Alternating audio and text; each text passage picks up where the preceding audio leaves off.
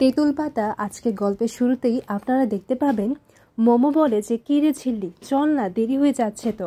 এইদিকে ঝিল্লি মিস্টার সিংহরায়কে বলে যে আপনি তো এত উল্টো দিকে মাথা ঘামান না যে আপনি ভুলেই গেছেন, আজকে তো ওদের বৃদ্ধি পরীক্ষা আছে। আচ্ছা আপনি বলুন যে আমাদেরকে ছেড়ে দিয়ে আসবেন নাকি আমরা অটো করে চলে যাব। ঋষি মনে মনে ভাবতে লাগে যে অটো করে যাবে, সেই তো আমি না গেলে বাইকে করে যাবে। ঋষি বলে ঠিক আছে, আমি ছেড়ে দিয়ে যাচ্ছি, আর আমাকে এত দায়িত্ব শেখাতে হবে না। এরপর ছোটকা বলে কিন্তু তাও তোরা কিছু একটা করছিস যেটা আমাকে বলছিস না। এরপর মোমো বলে দেরি হয়ে যাচ্ছে তো। এরপর তারা বেরিয়ে যায়। এরপর রিঙ্কি বলে যে তাড়াতাড়ি আলমারিটা খুলে দেখ বেঁচে আছে তো। এরপর পুরোহিত মশাই বেরিয়ে আসেন এবং ওনাকে জল দেওয়া হয়। তারপর বড়মা বলেন যে এখন আপনি দুজনের জোরটা একটু মিলিয়ে দেখুন তো।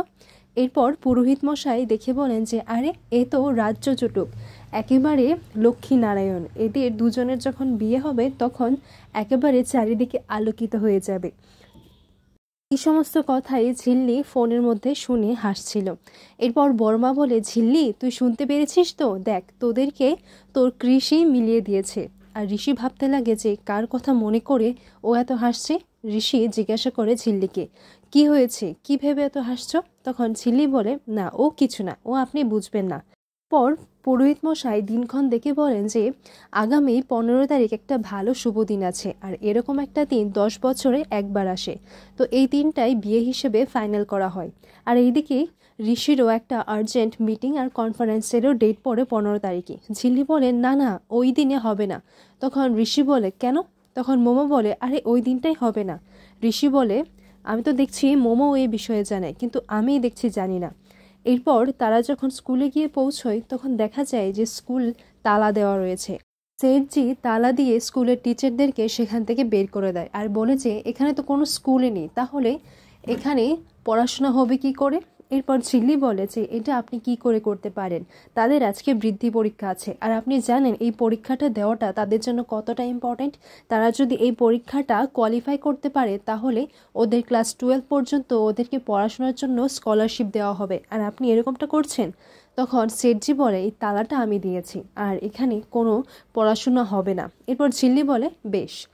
এরপর ঝিল্লি লোহার একটা অস্ত্র নিয়ে সেই তালাটা ভেঙে দেয়, বলেছে আমিও দেখি কে আটকায়, আজকে এই পরীক্ষাটা হবে আর এখানেই হবে। এরপর দেখা যায় যে সেইখানে ভাইয়াজি আসে। ভাইয়াজি এসে বলে যে এইখানে কোনো পরীক্ষা হবে না, আর এই জায়গাটা আমি দান করেছিলাম, আর এটা তো মুখে বলেছি, কাগজপত্র তো করিনি, তাই জায়গাটা আমি আবার নিয়ে নিয়েছি, তাই না থাকবে স্কুল, না থাকবে টিচার, আর না হবে পড়াশোনা। আর এরই মধ্যে এই রাস্তা দিয়ে অমিত স্যারও যাচ্ছিল, আর অমিত স্যার দেখে ঝিল্লিকে একটা ফোন করে, বলে যে আমি এখানেই আছি ঝিল্লি, এখানে কি হচ্ছে। তখন ঝিল্লি বলে একটু জায়গা নিয়ে সমস্যা হয়েছে। এরপর অন্যদিকে ঋষি তাদের সাথে কথা বলছিল, বলে যে জায়গাটা আপনারই হোক বা অন্য কিছু, কিন্তু আপনি এভাবে স্কুলটা বন্ধ করতে পারেন না।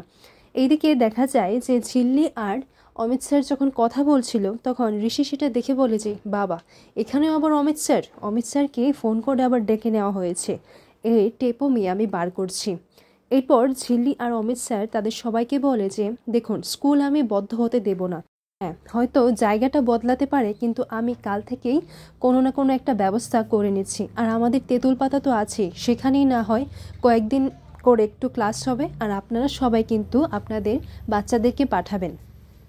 এরপর অমিত স্যার বলেন যে এটা দেখুন প্রাইভেট স্কুল, তাই এখানে আমরা কিছু করতে পারবো না, কিন্তু হ্যাঁ আমরা কিছু না কিছু একটা ব্যবস্থা আপনাদের করে দিতেই পারি। এরপর এই কথাটা শুনে ঋষি বলে বাহ, আবার এরই মধ্যে আমরাও হয়ে গেছি। তখন ঋষি মোমোকে নিয়ে বাড়ি ফিরে আসে।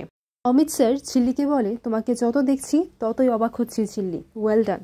এরপর অমিত স্যার বলে আচ্ছা আমি কোর্টে যাচ্ছি, আমার হাজিরা আছে, তুমি কি করে যাবে। তখন ঝিল্লি বলে যে এই তো মিস্টার সিংহরায় তো আছেই। দেখতে পায় যে মিস্টার সিংহরায় চলে গেছে। তখন মনে মনে বলছে আপনি আমার জন্য একটু অপেক্ষা করতে পারলেন না। এইদিকে ঋষিকে সবাই বলে যে তুই ঝিল্লিকে একা ছেড়ে দিয়ে চলে আসলি। তখন ঋষি বলে ওর আসার ব্যবস্থা আছে। ঝিল্লি এসে বলে হ্যাঁ সে তো আছেই। তখন ঋষি বলে হেলমেটটা ভালো করে পরেছিলে তো, নাকি এমনিই চলে এলে। আর অমিত স্যারকে নিয়ে ঋষি ঝিল্লিকে কথা শোনাতে লাগে। পরে দেখা যায় ঝিল্লি সেই স্কুলের টিচারদের সাথে কথা বলে যে যতদিন না কোনো একটা ব্যবস্থা হচ্ছে ততদিন আপনারা প্লিজ আমাদের তেঁতুল পাতায় এসে পড়াবেন। তখন টিচাররা বলেন যে না না, এটা কি করে হয়, এটা কি কোনো পাঠশালা? আপনি বয়সে ছোট তাই এরকম বলছেন, আর আমরা আমাদের চাকরিটা নিয়ে একটু টেনশনে আছি। ঝিল্লি বলে আপনারা হয়তো ভুলে যাচ্ছেন যে পাঠশালায় পড়েই কিন্তু অনেক মানুষ বড় হয়েছেন। কালকে আমি ক্লাসরুম সাজিয়ে রাখবো, আপনারা আসবেন, আমি অপেক্ষা করব। আমি যখন কথা দিয়েছি তাহলে স্কুল তো আমি খুলেই ছাড়বো, আর এটা হচ্ছে ঝিল্লি প্রমিস।